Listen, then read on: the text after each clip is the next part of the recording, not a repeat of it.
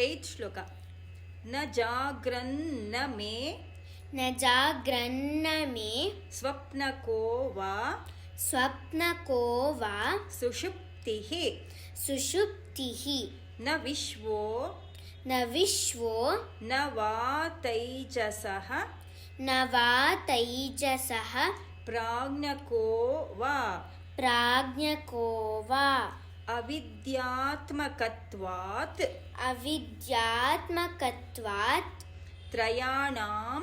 ತ್ರಯಾಣಾಂ ತುರೀಯಃ तुरीयः ತದೇಕೋವಶಿಷ್ಟಃ ಶಿವಃ ಕೇವಲೋಹಂ.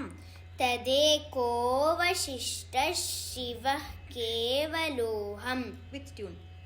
ನ ಜಾಗ್ರನ್ನ ಮೇ ಸ್ವಪ್ನಕೋ ವಾ ಸುಷುಪ್ತಿಃ न जाग्रन्न मे स्वप्नको वा सुषुप्तिः ನ ವಿಶ್ವೋ ನ ವಾ ತೈಜಸಃ ಪ್ರಾಜ್ಞಕೋ ವಾ न विश्वो न वा तैजसः प्राज्ञको वा ಅವಿದ್ಯಾತ್ಮಕತ್ವಾತ್ ತ್ರಯಾಣಾಂ ತುರೀಯಃ अविद्यात्मकत्वात् त्रयाणां तुरीयः ತದೇಕೋವಶಿಷ್ಟಃ ಶಿವಃ ಕೇವಲೋಹಂ.